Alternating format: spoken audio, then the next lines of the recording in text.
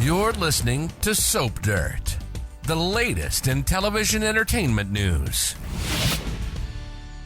Hi, Young and the Restless fans. I've got your early weekly spoilers for March 24th through the 28th. We've got Victor dropping a bombshell, Phyllis falling apart, and Nick saying a very firm no to something. It's Belinda from Soap Dirt. If you're not following us, please reach down and click that subscribe button. As always, on early edition day, we start with what is coming the rest of this week. So on Wednesday, March 19th, we've got Sharon asking Nick to go to Europe with her and Faith. She's going to go over there to see Noah.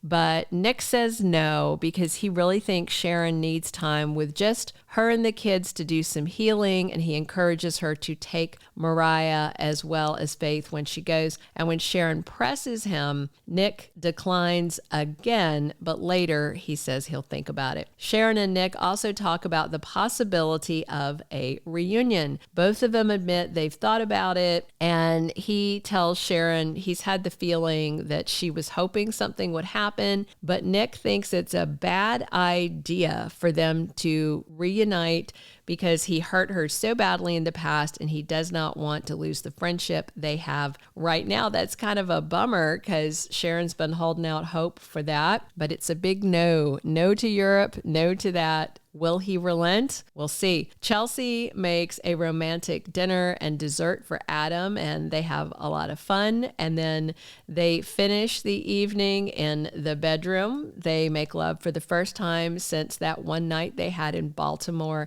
last year. And Chelsea and Adam both seem all in. There's no real obstacles in their way. This looks like a solid reunion.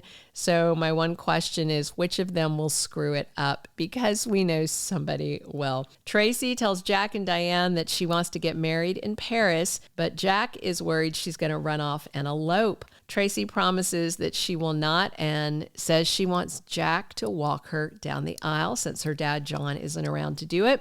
And Alan drops her a message to say he got the last seat on a flight to Paris and is going to have a surprise waiting on Tracy when she flies in. Jack's a little worried about how fast it's moving, but Tracy's in love and said they're just going to Paris to look at venues. And then Kyle shows up with an update about Phyllis and Sharon, and he gets an update on Tracy's engagement. And when she mentions that Alan was getting these strange alerts on his phone about a clinic, Kyle thinks that's a pretty strange coincidence because Phyllis and Sharon, although they're safely home now, were held captive at a clinic. And Tracy wonders if the kidnapper might be targeting Alan. Oh, poor girl. Sorry. No, the kidnapper is your fiance, or more likely his evil twin, Martin. Unless, of course, Alan has turned up with DID like Ashley did, but I assume it's not contagious and that it's just Martin. Summer is very worried about Phyllis, and she tells Nick that her mom hasn't been herself. She's been on edge a whole lot since her ordeal and since she got home from the kidnapping. And Summer wants Nick to come check on Phyllis with her and see how erratic that she has been. Now, that is the last episode of the week, by the way, because on Thursday, March 20th and Friday, March 21st, we have no new episodes of The Young and the Restless. It's preempted on both days due to CBS Sports coverage of March Madness basketball. And all I have to say about that is boo. We could watch sports on ESPN if we wanted to. How many ESPNs are there? I know on my cable, there's like ESPN 1, 2, 3. There's at least 3. Why does it have to be on CBS replacing Y&R? So moving into the week of March 24th through the 28th, Phyllis is in a really bad state. She seemed very positive when she and Sharon got out of there, and she told Billy she was ready to move forward and she wanted to just get to work on Abbott.com, and Billy was down with that.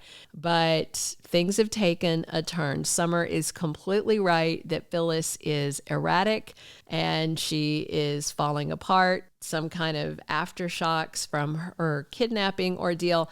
And Nick does show up to check on Phyllis as Summer requested, but it doesn't look like he is who Phyllis wants. She really wants Billy to help put her back together, which that's very nice that he's willing to do it, but that cannot be a good thing for Sally's romance with Billy. Meanwhile, Victor has some sort of secret connection to Alexander Dumas. That's the guy who owns the companies that Damian Kane is running and lied and said that he owns. So it's all very complicated.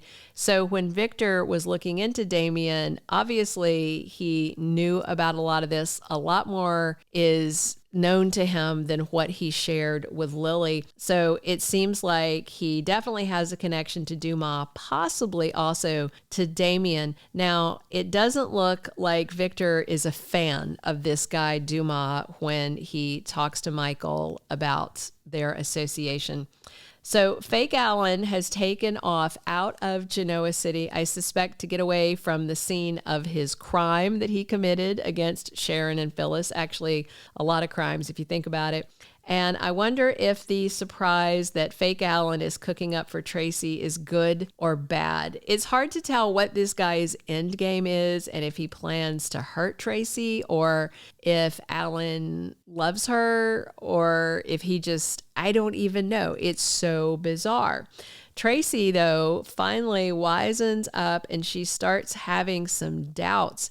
And it might be that info from Kyle about the clinic alerts and that Phyllis and Sharon were held at a clinic that finally has Tracy sitting down and cataloging all the red flags over the past few months. Like when he acted like he'd never seen the Abbott house before, which would be true of Martin, but not true of Allen because he had visited there with Ashley before Tracy had brought him there. So that's one big thing. And then there's the fact that when the alerts were coming in and he said his phone was hacked, then he said he hadn't been using his phone, and Tracy reminded him he absolutely had been using his phone because he had been texting her. So there's a lot of inconsistencies. Also, Sharon just got 2 rejections from Nick, one for the Euro trip, the other on any possible reunion. So is Sharon going to take no for an answer, or is she going to press Nick to reconsider? Maybe if Sharon promises they'll remain friends, even if it doesn't work out, he might go for it. I don't know. And if her ex sticks to no thank you as the answer, I wonder if we're going to see Sharon rolling back over to Chance since Summer has now dropped him like a hot rock. Look for more with Summer, Claire, and Kyle next week because his ex-wife won't stop interfering and playing games. And also next week, more on Amy's prognosis now that she's begun treatment, and Holden's dodgy moves on Audra may increase while Nate is out of town with his brother Damien to see Amy. Thank you for being a loyal listener. Follow us wherever you get your podcast because you don't want to miss the next episode. Soap Dirt is on all the major podcast platforms, including Apple Podcast, Spotify, iHeartRadio, and more.